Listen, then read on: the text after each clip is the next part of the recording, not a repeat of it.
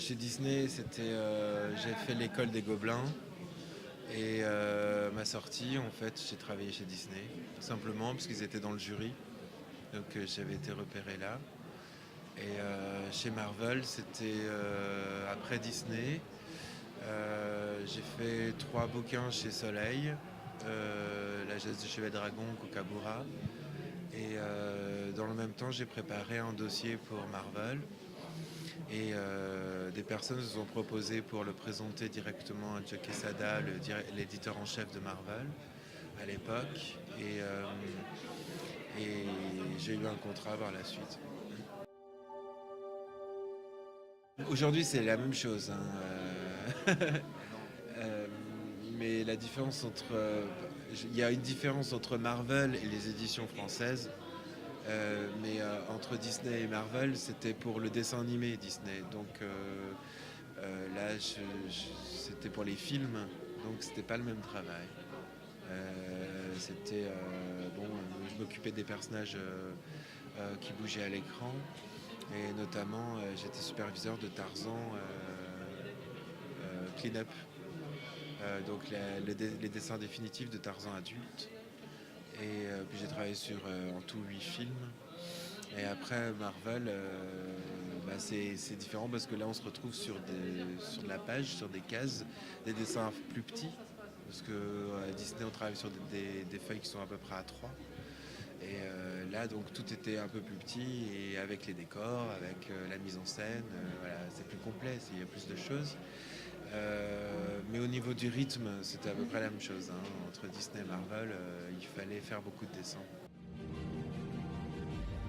Entre satisfaire la demande et puis se satisfaire soi-même, c'est pas toujours évident. À Marvel, ils respectent plutôt la personnalité, l'individualité quand même du créatif de l'artiste. Mais c'est pas quelque chose dont j'avais vraiment conscience au moment où j'ai commencé chez Marvel. Et j'essayais de faire des bouquins assez consensuels qui, j'espérais, leur plaisent et qui soient à peu près dans leurs attentes. Mais je n'avais pas une identité propre encore. C'est beaucoup plus tard que c'est venu, après pas mal de pages et de pages et de pages, où petit à petit j'ai épuré, j'ai été plus simple, dans une forme de simplification. Et voilà, une recherche en même temps d'esthétique, d'élégance, de puissance et de simplification. Oui, ouais. C'est pour ça que parfois il y a des influences qui sont classiques chez moi, mais j'essaye d'y incorporer du coup la technicité, la modernité voilà, d'aujourd'hui. Je travaille aussi tout sur ordinateur, donc j'utilise les technologies d'aujourd'hui. Euh, mais oui, c'est toujours l'enfant qui dessine les super-héros, quoi. Et qui peut s'autoriser à les faire parce qu'ils sont publiés. Ils sortent. Quand j'étais gamin, je reproduisais pas les planches des X-Men ou de Spider-Man parce que je dis de toute façon, elles ne seront pas publiées. Ça sert à rien de faire ça. Donc j'inventais mes super-héros à moi. Mais tout en rêvant de pouvoir dessiner un jour les X-Men ou Spider-Man.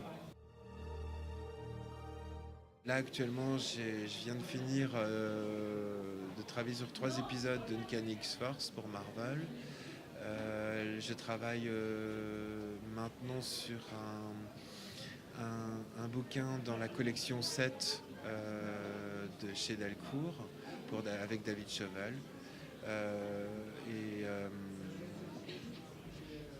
Et puis il y a d'autres projets en cours chez d'autres éditeurs, et certainement du Marvel encore.